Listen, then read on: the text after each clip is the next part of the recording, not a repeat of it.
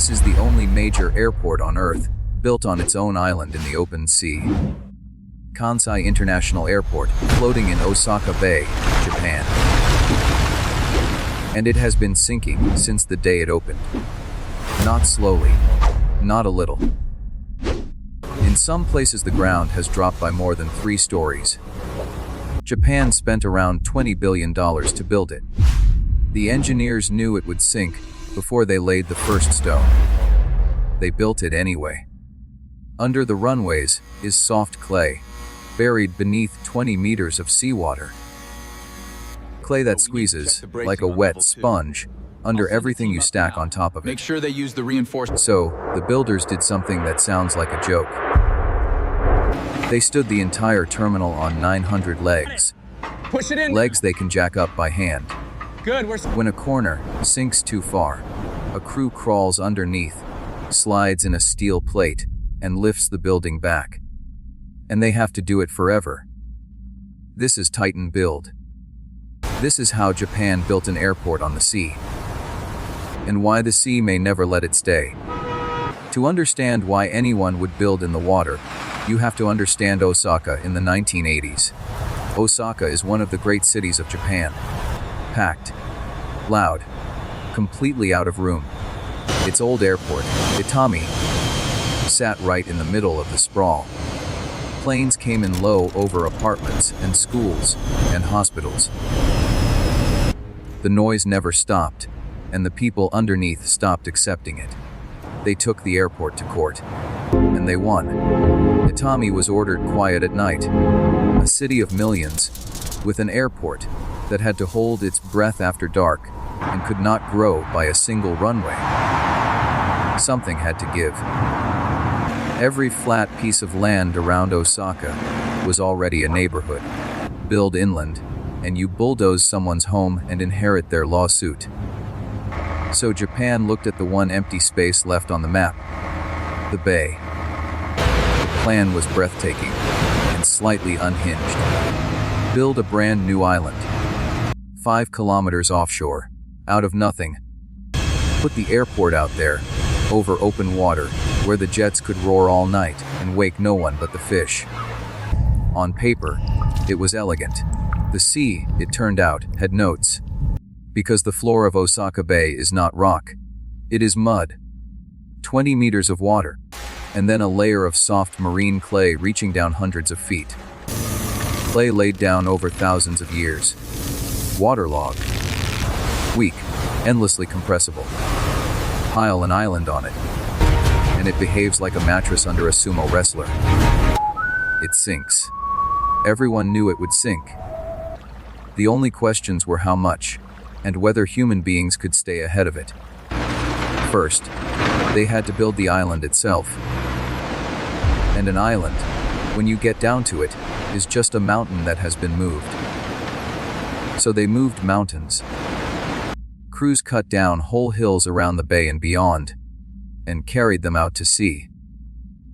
Around 180 million cubic meters of rock and earth. Enough to bury a city center many meters deep. They built a ring of seawall first, to hold the shape, and then they began to fill it from the inside. 80 ships, tens of thousands of workers, years of labor, running day and night. Barge after barge, a gray shape began to rise out of the water. It looked less like construction, and more like taking land back from a god who had never agreed to sell. The work ran for years. The seawall alone swallowed enough rock to armor an entire coastline. And the whole time, the island under their feet was already moving, already settling, sinking before it was even finished. They were building on a target that refused to stop drifting downward. But dumping rock onto soft clay does not give you solid ground. It gives you a very heavy island, slowly pressing the water out of the mud beneath it. And wet clay gives up its water slowly, over decades, which meant the island would keep settling for years, unevenly, long after the airport opened. That was the trap. An airport cannot be uneven. A runway that dips by half a meter is not a runway. It is an accident with a flight schedule. So the engineers had to force the clay to drain faster than nature ever intended. Their answer is one of the quiet marvels of this whole project. They stabbed the seabed with drains. More than 1 million of them. Thin vertical columns of sand, driven down through the clay across the entire footprint of the island. Now, the water trapped in the mud had a fast path up and out. Squeeze the clay, and instead of taking a century to settle, it would surrender its water in years. They were, in effect, wringing out the bottom of the sea before they dared to trust it. 1 million sand columns, hidden forever under the runways, doing their slow work in the dark, where no passenger will ever see them. Here is the strange part. They wanted it to sink. They needed most of that settling to happen fast, while the island was still empty before a single terminal or runway went on top. Better the ground drops now, with nothing on it, than later, under a full airport. So the plan was not to stop the sinking. The plan was to rush it, control it, and get it over with. It worked. Mostly. The island settled, and kept on settling. And here is the part nobody likes to say out loud. It sank more than they predicted. The forecasts gave them a number. A careful, modeled, confident number. The clay blew straight past it. By the time the airport opened, parts of the island had already dropped by around 8 meters. 8 meters. The height of a 2-story house. Gone into the seafloor. And it was still going. There is a deeper clay layer down there, older and thicker, and it turned out to be squeezing too. That one nobody could rush. It just leaks water on its own schedule, year after year. So they did the only thing they could. They chased it. As the island sank, they piled more fill on top and raised the seawall higher, following the surface of the sea upward. The island you see today has been topped up, again and again, just to stay above the water it keeps sinking into. Now, put a building on that, and not just any building. The main terminal at Kansai is a single structure, about 1.7 kilometers long. For years, it was the longest airport terminal on the planet. It was designed by Renzo Piano, and from the air it looks like a wing or a wave. One clean curve of glass and steel. It is genuinely beautiful. Piano shaped the roof as one long continuous curve, so that air blown in at one end would slide along the ceiling all the way to the far end. Guided by nothing but the shape itself. Over 1 kilometer of it, and barely a straight line in the whole building. It is less a terminal than a single held breath in glass and steel. It is also standing on ground that refuses to hold still. If different parts of a 1.7 kilometer building sink by different amounts, the building tears itself apart. Glass shatters. Steel twists. Nothing lines up with anything, ever again. So Piano and the engineers did not fight the sinking. They surrendered to it, brilliantly. The entire terminal rests on 900 massive columns, and every single one of them can be lifted. Beneath each column sits a stack of thick steel plates and a jacking point. Sensors track exactly how far every column has dropped. When one falls too far out of line with its neighbors, a crew goes down, jacks up that column, and slides in another steel plate to shim it back to level. It is the largest game on Earth of keeping a wobbly table steady with folded-up coasters. Except the table is an international airport, and the game never, ever ends. Sit with that for a moment. This is not a repair they did once and walked away from. It is a ritual that has to continue for as long as the airport is allowed to exist. Somewhere under the floor you walk across to reach your gate. There is a steel plate that a person slid into place, by hand, to stop the building from tilting into the bay. As you do. Then, there was the small matter of actually reaching the island. An airport 5 kilometers out to sea is useless if no one can get to it. So they built a bridge, almost 3.5 kilometers of it, a double-decker. Road on top, railway below, trains and cars and trucks, running straight out over open water. For years, was one of the longest bridges of its kind in the world. It is the island's only fixed link to solid land. Remember that bridge. The sea is going to bring it up again later. And the sea will not be gentle.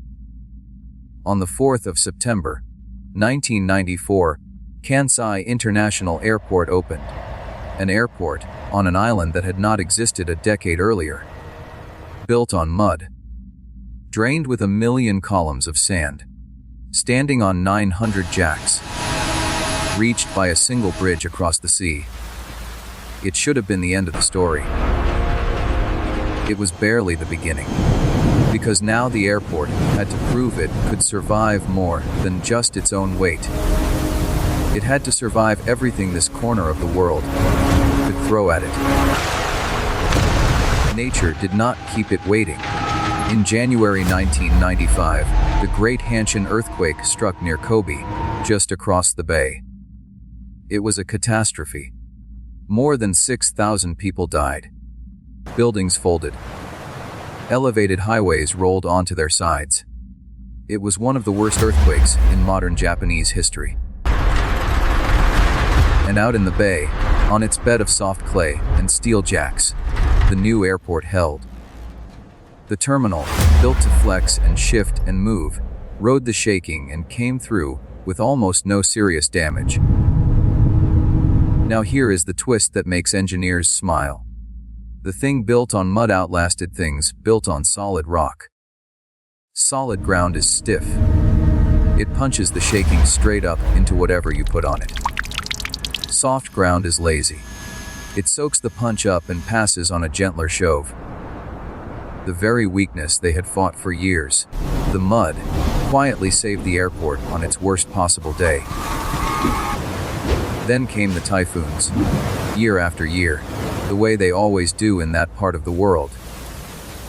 And for a long time, the island simply shrugged them off. The sea would rise, the wind would scream, and the airport would keep its lights on and its planes moving. Until 2018. Until Jebi. Typhoon Jebi was the strongest storm to strike Japan in 25 years. It drove a wall of water straight into Osaka Bay.